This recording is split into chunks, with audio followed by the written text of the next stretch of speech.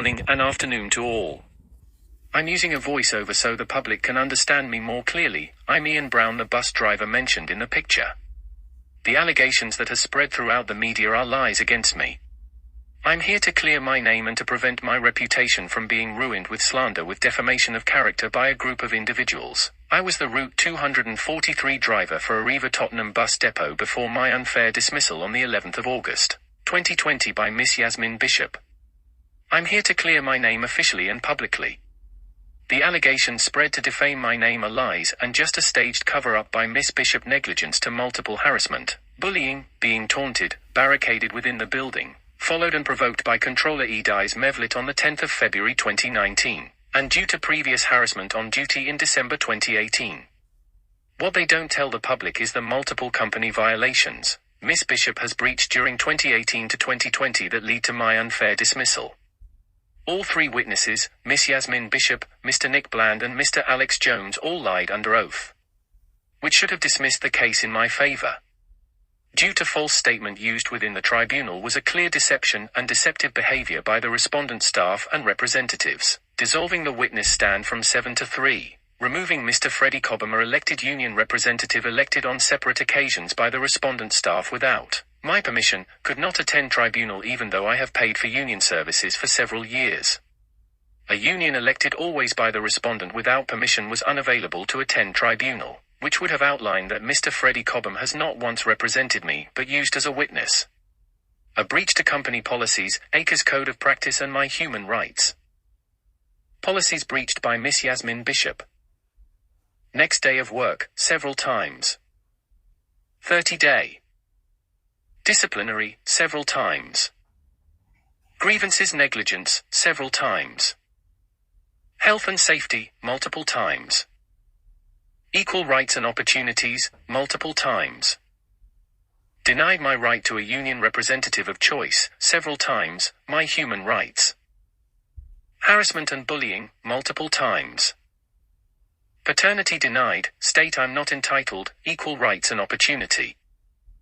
Bus pass denied, equal rights and opportunity. Locker key denied, equal rights and opportunity. Driver mentor job denied for 2 years. Equal rights and opportunities. Company sick pay denied. Statutory sick pay denied even though I'm entitled to company sick pay, due to 5 years in service, all breached by Miss Bishop. And more. All mentioned above should have sufficed in tribunal to have a fair outcome. I was dismissed by Miss Yasmin Bishop on the 11th of August, 2020 after false accusation of alleged incident on the 13th of March 2020. 5 months later, breaching the 30-day policy regards conducting a disciplinary, I was blamed for the following. Abandoned my bus, leaving the bus unattended with bus full of passengers is incorrect. Reading while driving was based on speculations, a document I held in my hand issued by the accusers themselves before start of my shift. The letter issued was a false charge regards attendance as I do not have attendance issues. Claim I ran a red light, when on the contrary it was a point of no return, something I'm trained and qualified to make decisions based on my experiences. Leaving my indicator on with reasons due to a lorry on my right, warning the lorry driver to acknowledge, as the lorry was crossing over into my lane. All said above are not good and solid reasons to dismiss any driver. My job was sabotaged by a group of individuals working outside their legal boundaries from a trumped-up vendetta, creating a systematic campaign, with Miss Yasmin Bishop the main culprit and perpetrator behind the scenes, fabricating and omitting my workplace documents to achieve an unfair dismissal on the 11th of August 2020. A clear setup by Miss Bishop and Associates.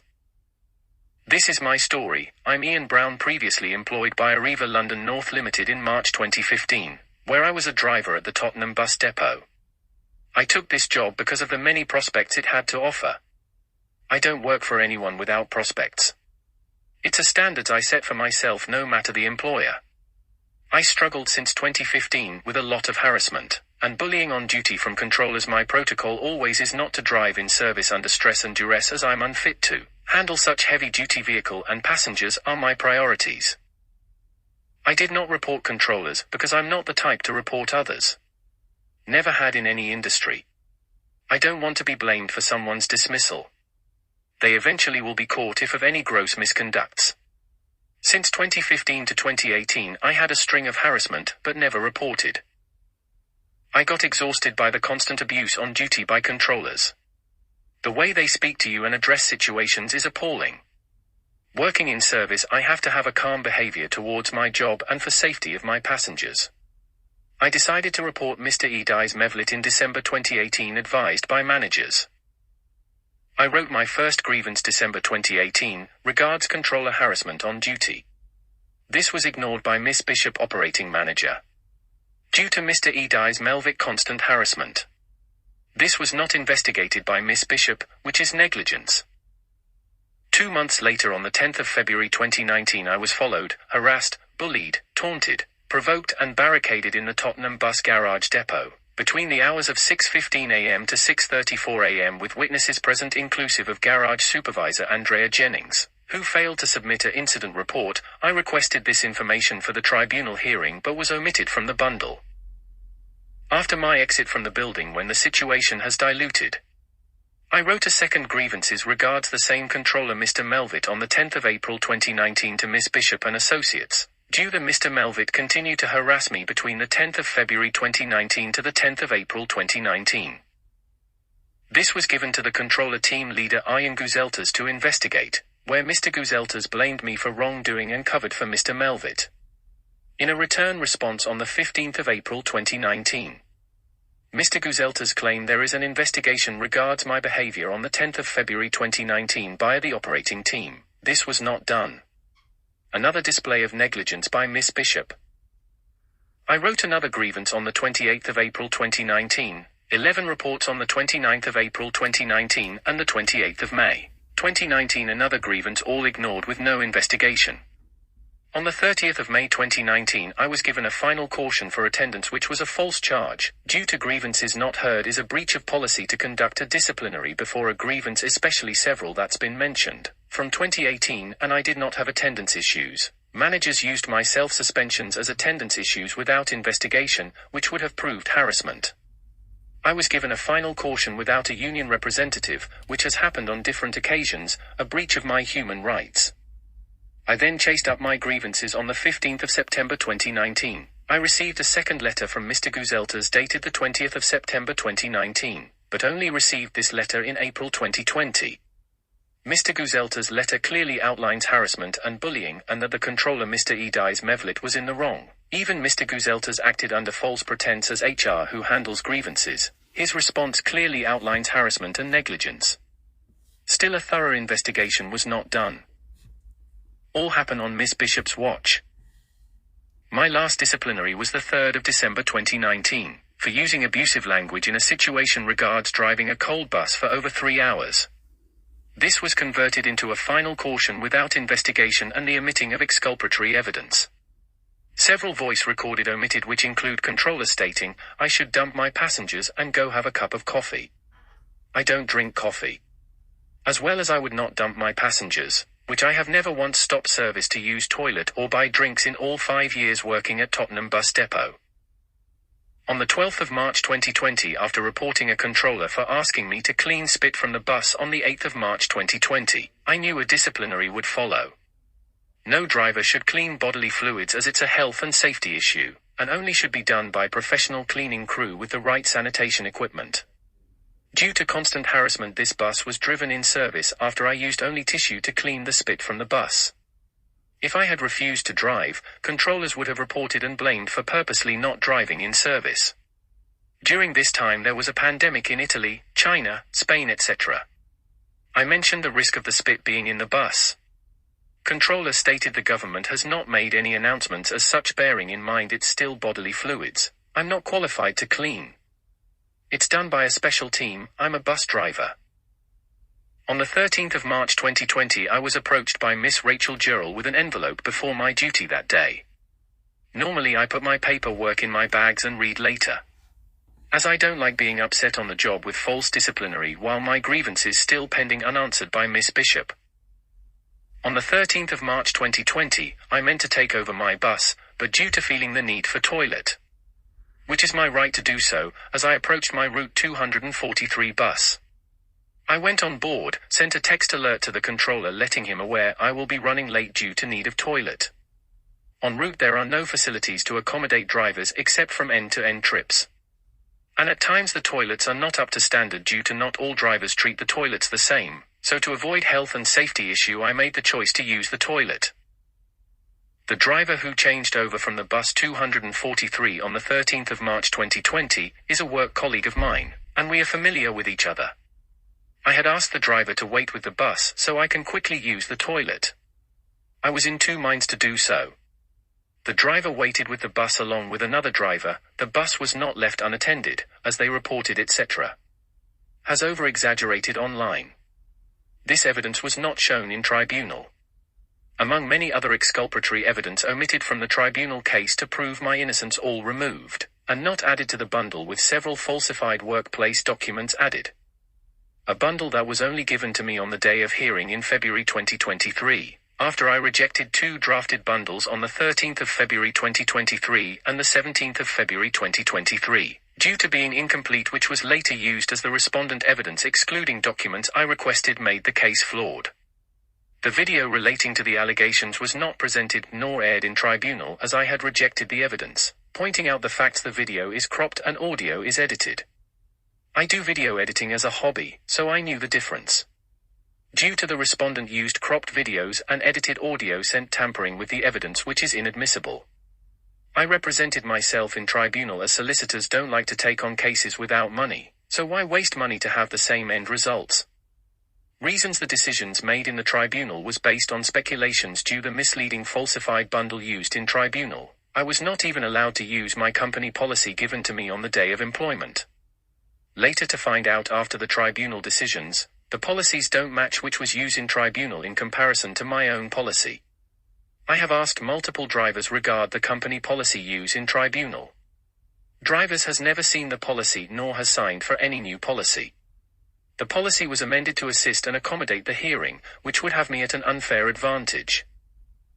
Before exiting the bus on the 13th of March 2020, I had also made an announcement to my passengers who are regular travelers, who are familiar with my driving and customer service. They all accepted my option to use toilet, and on my return I thank my passengers. The cafe they are talking about is called the Munch Box. I and the owners are well acquainted.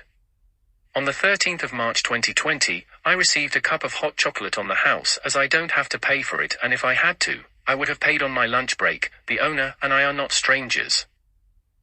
After using the Munchbox facilities, I made my way back to the bus. Returning to bus, I thanked the drivers waiting and also thanked my passengers. No passengers reported me that day for delaying service due to a quick toilet break. Then after, Controller Mr. Phil Bunker contacted me with an absurd use of language. Where was I? I mentioned I sent a toilet break text alerts. The controller then on goes to stated it's not good enough and he has to report me.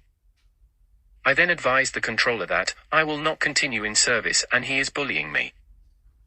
I removed the letter from the envelope handed by Miss Jurrell on the 13th of March 2020. The bus was stationary at that time.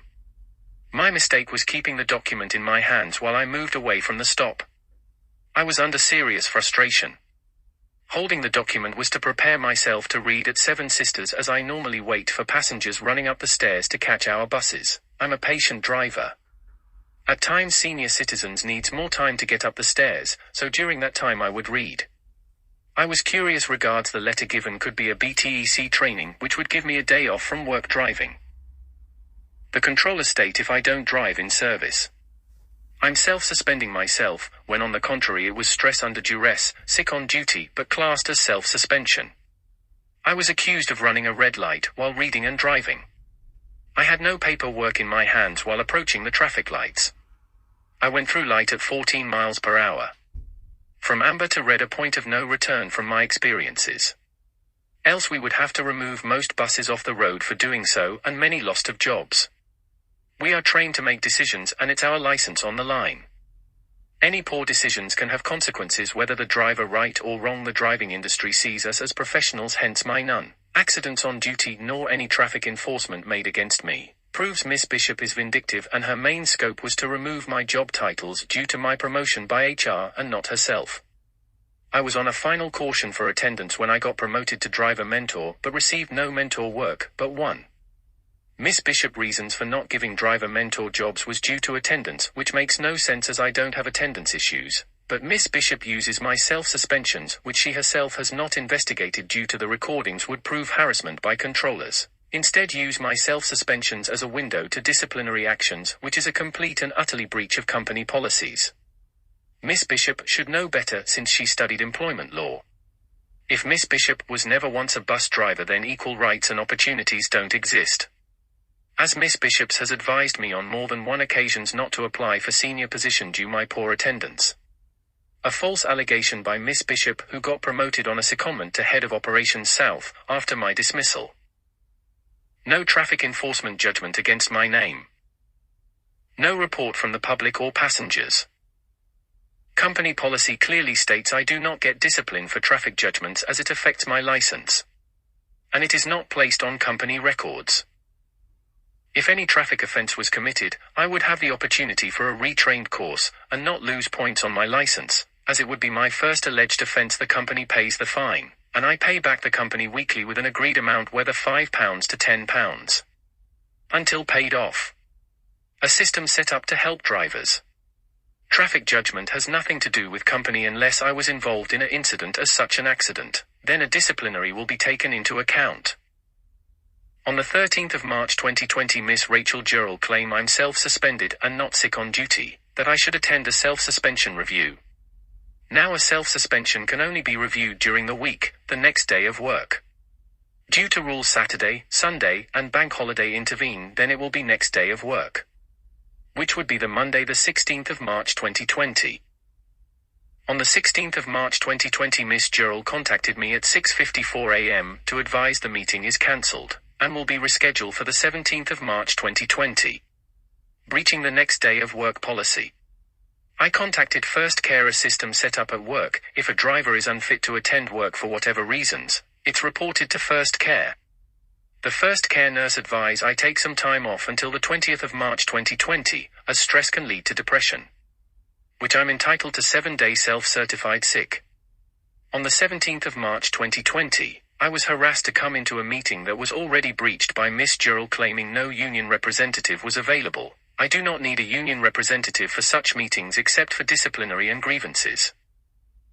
I was advised to come into a meeting on the 24th of March 2020, lockdown, where I received a government text alert to stay home. I'm sure the entire country received that SMS alert. The meeting was regards the letter issued on the 13th of March 2020 in line with Miss Bishop, proclaimed self-suspension on the 13th of March 2020. I received letters, emails, phone call, voice notes between the 17th of March 2020 to the 17th of April 2020 during lockdown to attend work meetings. I was so stressed, I had asked my GP for advice and was given time off work with stress. I started my doctor's note on the 20th of March 2020, and due to constant harassment, my doctor's note continued until the 10th of June 2020. I was invited into another meeting to be held on the 22nd of April 2020. Next day, and 30-day policy regards disciplinary has expired. During April 2020, my son's mother, a nurse who had contracted the COVID-19, on and around the 6th of April 2020. Swab results, isolation certificate, and son's mother's doctor's note was sent via recorded delivery to Miss Bishop, to avoid further issues. Miss Bishop denied receiving any, fabricating my records. I sent recorded delivery twice to Miss Bishop, but negligence could always be depended on. Miss Bishop ignores. Now, by my calculation, how can I attend a meeting on the 22nd of April 2020, when I had to isolate? Would be breach of government protocol if I had attend any, as I'm not allowed to, at the time. The 22nd of April 2020 self-suspension review and fact-finding went ahead with an elected union representative by the managers themselves, which is a breach of company policies and human rights.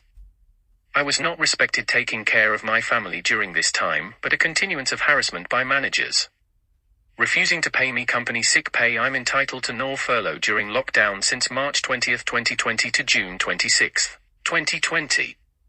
I started getting paid in full from July 2020 until my dismissal on the 11th of August 2020. If I was guilty of any gross misconduct, Miss Bishop had 5 months to dismiss me with or without notice, with a window to appeal. If Miss Bishop felt I had committed a severe breach in policy, then Miss Bishop would have the authority to rip up my contract. Instead, Miss Bishop breached the 30-day policy regards disciplinary.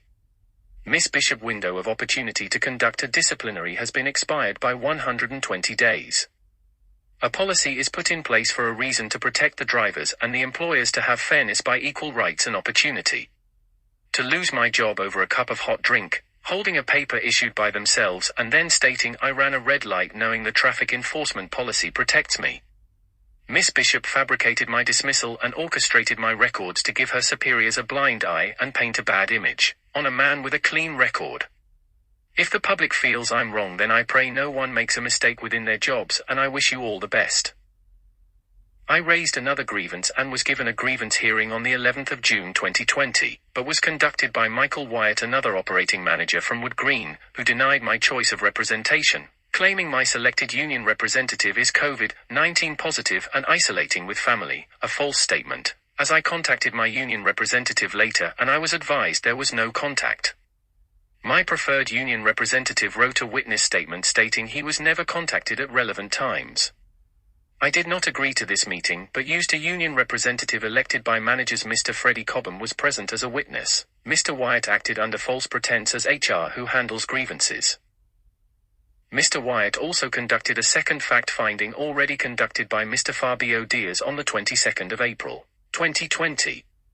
Mr. Cobham also sat in that meeting as it was already done and a decision was made to pay me. Instead, Mr. Fabio Diaz suspended me in a meeting I did not attend with full pay, only to decide the next day on the 23rd of April 2020 to not pay me without informing the union representative they themselves elected. A breach to my contractual rights. Mr. Wyatt wrote back and rejected all my grievances, with the window to appeal. I then had another meeting held via Teams as it was locked down and government guidelines were in place. Mr. Parry acted under false pretense as HR, who handle grievances at work, who was just a simple driver recruiter. I requested a transfer and money owing. Mr. Ben Parry claimed he will speak with management staff to sort a transfer. Mr. Parry also rejected my grievances on the 27th of July 2020, with no option of appeal. A grievance appeal held again without union representative of choice and none, to be quite frank. I then attended a disciplinary meeting on the 3rd of August 2020, with Miss Bishop, where I was denied a union representative of choice and was told by Miss Bishop once again, my choice of representation is COVID-19 and isolating with family. This statement was also false.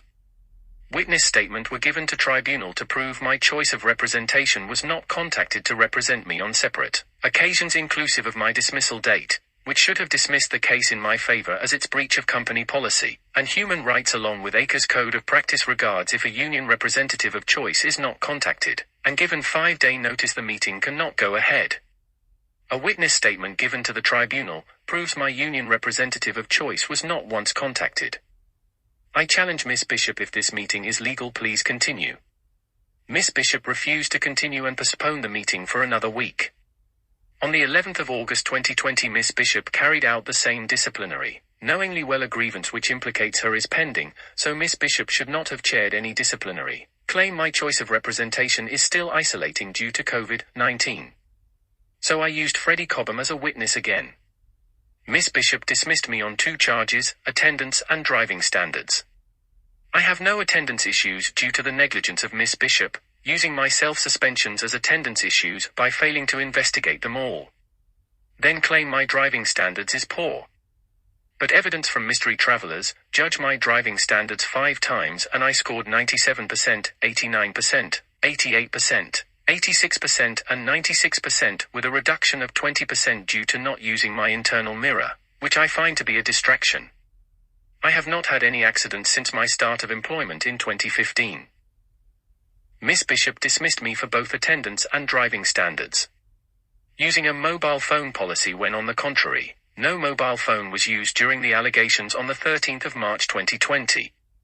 Miss Bishop dismissal was unethical as there are grievances that implicates her and would be bias in its full, if conducted by Miss Bishop who would not have an objective eye. Miss Bishop decision to dismiss based on attendance was overturned by another manager, Mr. Nick Bland, and upheld the dismissal on driving standard with no evidence or evidential support to back such allegations. Mr. Nick Bland refused and disobeyed HR business partner to conduct a grievance on the 11th of September 2020. Even though this was granted on the 14th of August 2020, 3 days after my dismissal, which automatically overrides the dismissal and prevent the dismissal if grievance was not heard by the appropriate department who deals with grievances at work, which is HR and HR alone. I had requested, all denied by Miss Bishop, hence Michael Wyatt and Ben Parry grievance meeting acting under false pretense as HR. I then appeals my dismissal with a sympathetic appeal on the 14th of September 2020. Mr. Alex Jones, who negligence can be counted on. Later chased up by Union John Murphy in October. But Mr. Alex Jones only responded to my appeal on the day of the tribunal hearing, the 22nd of February, 2023. 2 years and 5 months respectively. A breach to company policy. Plus Mr. Jones stated Mr. Ronalds drafted the letter, and should have been sent. The ET3 by the respondent clearly states sympathetic appeal will be sent shortly since January 2021. The sympathetic appeal response is invalid and was also not signed, a complete breach of company policy. I was advised by Mr. Nick Bland to take matters up with tribunal with a smirk on his face. So said, so done. I applied to the tribunal in November 2020 and tribunal accepted my application. I filed a ET1 for race discrimination, contractual breach, lost in earnings and unfair dismissal. The respondent files a late ET3 with a fabricated grounds of resistance, but offered an extension due to the pandemic. I challenged the ET3 but was not granted dismissal of case. We then had our first preliminary hearing and the judge pointed out several breach in equal rights and opportunity, along with harassment and human rights under Equality Act 2010. I later withdrew from race discrimination to make case more simple and straightforward. The respondent representative's Ms. Hazel Royal was told by tribunal on the 4th of April, 2022 to forward relevant documents to add to the bundle. Ms. Royal breached the order by not doing so, which means the bundle presented in tribunal was incomplete and inadmissible. Ms. Royal wrote on the 4th of April 2022 that all evidence was being sorted and needed more time. This was not done, a breach to the order. Ms. Royal also showed interest in a judicial mediation if I were to be interested. Later asked again by Mrs. Scott Ellis, another representative of the respondent, who also requested a judicial mediation on the 22nd of July 2022, our second hearing, where Mrs. Scott Ellis failed to present a complete bundle, omitting multiple files, as well as breaching the order by withholding exculpatory evidence to assist the case. We discussed early settlement and other interest by the respondent, which we could not agree on a figure. So we left it down to the tribunal decisions in a judicial mediation set date, the 6th of October, 2022, only to later receive an email to the tribunal from Mrs. Scott Ellis that the respondent withdrew from judicial mediation, something they requested. Innocent individual don't request judicial mediation. They stand their grounds, but it was a manipulative event and all went to final hearing, an abuse of process and time-wasting strategies, deliberately misleading the tribunal. A week before the final hearing at tribunal, I received a provocative letter from another representative by the respondent, Mrs. Mosler Ford, who defamed my name by stating, I was writing, while driving 25 miles per hour proceeding through a red traffic light signal with a bus full of passengers. This allegation is a false statement, with Mrs. Scott Ellis, another representative, accepting the false accusation. This evidence was not presented in tribunal to make such claim. A defamation of character by the respondent representatives. Hearsay cannot be used in tribunal but by evidential support which the respondent representatives fail to present in tribunal. CCTV footage of the alleged incident on the 13th of March 2020 was not aired in tribunal, which would make any comment regards any event on the 13th of March 2020 false. So it's impossible for journalists and reporters to have such information that was not viewed in tribunal but only by the judge and the respondent representatives. How can I defend myself against something that was not aired in tribunal, and for attendance the allegations are also false? I do not have attendance issues. The tribunal was misled by falsified documents. On the final hearing date, the 22nd of February 2023, I received the bundle the very morning, to find out the witness stand has been dissolved to 3 and not the 6 mentioned since our first hearing. I outlined the facts, but still was rejected by the tribunal, hence the decisions made by the tribunal benefited the respondent, and not I the claimant. I was not even allowed to use my own company policy handbook issued on my start of work in 2015. And the videos the respondent representatives attempted to use at tribunal, I object to the videos used as they were cropped and audio recordings was missing, which is inadmissible the full version, nor any video was showed at tribunal to assist the allegations made on the 13th of March 2020. I was also told I was writing, reading, driving 25 miles per hour through a traffic light. This statement was false by the respondent representatives, with no evidence to prove such event took place. Miss Bishop lied under oath. Regards. Disciplinary procedures must be conducted and concluded in a 30-day time frame. Miss Bishop stated it was 90 days. Which is false and still a breach of policy. Miss Bishop claimed she did not know a grievance was still pending, which outlines the dismissal was a breach in policy. I requested Miss Bishop show proof of PCV driving license and proof of being in service. This could not be shown or be done. Someone who doesn't have the experience of a bus driver cannot literally judge my driving unless obvious dangerous driving, by causing danger to the public and others. I then asked Mr. Nick Bland what is the policy on company sick pay. How long does a driver needs to work in order to be entitled? Mr. Bland stated he doesn't know. I corrected Mr. Bland that it is 5 years of employment before a driver is entitled to company sick pay, something that was denied in 2020 by Miss Bishop, with several doctors' note regards stress and isolation, all ignored by Miss Bishop, who also lied under oath claiming not to receive any doctor's certificates, which was a false statement. Doctor's note and isolation certificates were sent via recorded delivery directly to Miss Bishop. I then asked Mr. Bland why didn't he conduct my grievances hearing ordered by Mr. Ronald. Mr. Bland response he didn't see the need. Basically disobeyed an order by Mr. Ronald's HR business partner, stating Mr. Ronald made a mistake. This was not put in writing by Mr. Ronalds, so Mr. Bland also lied under oath. Then I went on to cross-examine Mr. Alex Jones, with a simple question. Why didn't you respond to my sympathetic appeal? Mr. Jones also lied under oath. That he had sent the drafted letter, which was initially drafted by Simon Ronalds. Mr. Ronald failed to send it. I then stated it was never signed, so it's invalid. Mr. Jones blamed Mr. Ronald for not signing on his behalf via electronic signature. I told Mr. Jones his response is as invalid as his negligence to my appeal. Due to not signing, as well as 2 years and 5 months has been overexhausted and proves negligence and a breach of policy. Mr. Cobham, my apparent union representative, was not in tribunal even though I requested him to attend, through the respondent as they have his details. If Mr. Cobham has ever represented me in the past, how is it that we both don't have each other's details? As well, Mr. Cobham has not once contacted me in all 5 years employed, proves Mr. Cobham has not represented me at relevant times. Miss Rachel Gerald removed from the witness stand last minute without acknowledgement, a key witness.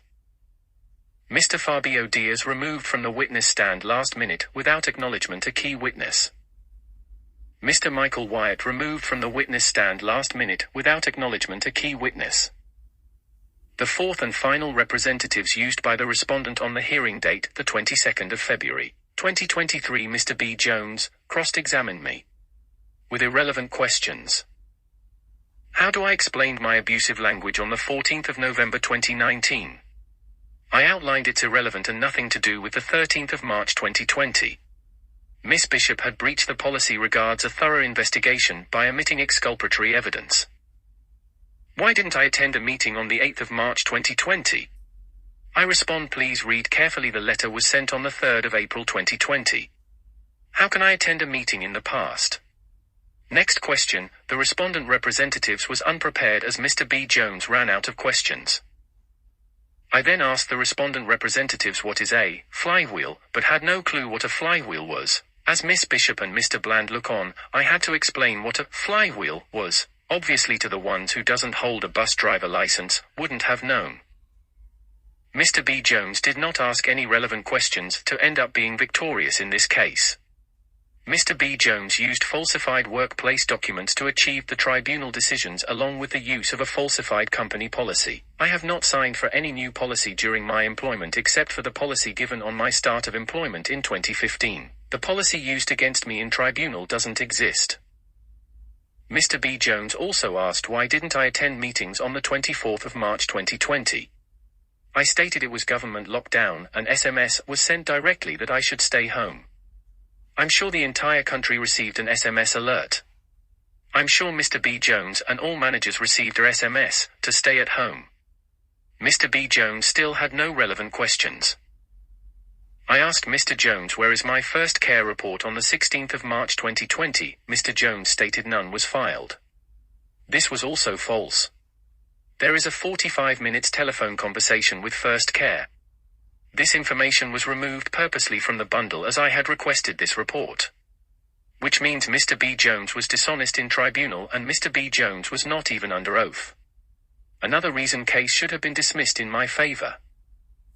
I was also denied using my own company policy. I argued in tribunal that my policy is vital to the case as it can be used in comparison to the policy presented on the day of hearing, which was incorrect and incomplete. I outlined this in tribunal. An incomplete bundle cannot be used as the respondent defense and all allegations should have been struck out in my favor. Reasons I did not lose in tribunal.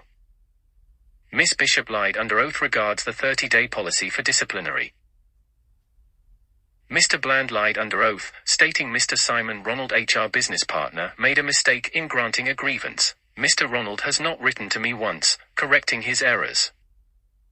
Mr. Alex Jones also lied under oath claiming to have sent a sympathetic appeal response. This was only received on the date of hearing the 22nd of February 2023, unsigned, which makes it invalid and outlines negligence, a complete breach to the company policy under equal rights and opportunity, along with human rights.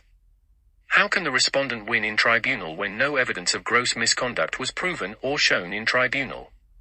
I should have been reinstated with all my loss in earnings returned as there are too many holes in the case I had to fill which outlined negligence and fabrication. Information removed or falsified from the bundle is as follow. First care report on the 16th of March 2020. A first care certificate was presented within the bundle which was dated the 13th of March 2020 to the 16th of March 2020. This information is false. Dave Monk minutes on the 1st of November 2017 falsified. No union representative attended this meeting, and Mr. Monk awarded a final caution as deputy operating manager without a panel which its company policy. Mr. Monk doesn't have the entitlement to issue a final caution, which contributed to my dismissal. I was given the option of losing my job or accept a final caution, and if I should appeal with a union I will lose my job. Until the tribunal I learnt of these rights over the last 2 years. Representing myself is not easy, but the issues were straightforward. Why I'm disappointed it had to take falsified workplace documents to twist the decisions within tribunal. Andrea Jennings incident report on the 10th of February 2019 missing. Edi's Mevlit statement on the 10th of February 2019 missing. Dave Monk minutes on the 12th of February 2019 missing. The 10th of February 2019 CCTV missing proves harassment etc. The 13th of March 2020 alleged incident not viewed in tribunal. Several clerical error ignored in tribunal which respondent staff has committed. And more. Just outlining several misconducts. Proves contamination of the case and proves I was unfairly dismissed, and the tribunal was misled by falsified workplace documents issued by the respondent representatives. Thank you all for listening, but I'm not going to sit and let a group of individuals tarnish my good name, an innocent man. Equality Act 2010 has been breached regards harassment, human rights and equal rights and opportunity. Evidence and witness tampering by the respondent representatives is highlighted within my statement, to clear my name. It's not right to work extremely hard for a company to have my career and reputation sabotaged by Miss Bishop and colleagues' overwhelming negligence and gross misconducts that purposely sabotage my career from a good earning salary, adding injury to feelings by humiliation, publicly with lies and deceptions. Why should I start over and earn less and provide less for my family because of Miss Bishop and associates' gross misconducts? The company policy clearly outlined the ones responsible of committing any gross misconduct will be investigated under the company policy rules and guidelines, and disciplinary action will take in account. Miss Bishop is guilty of severe gross misconduct, and whosoever has accepted Miss Bishop purposely orchestrated gross misconduct should be held equally responsible and accountable. Only to learn within the judgment by the judge and the given reasons outlines the respondent representative. Mr. B. Jones is from the same chamber, and the judge was misled with the assumption. No way on earth Mr. B. Jones would implicate himself to be held in contempt. In my opinion, I stood no chance, as the judge was misled by a member of the same chamber, and would be a conflict of interest and unethical which diverts from the interest of justice. Thank you all. Have a good day. Share my story with your friends and families.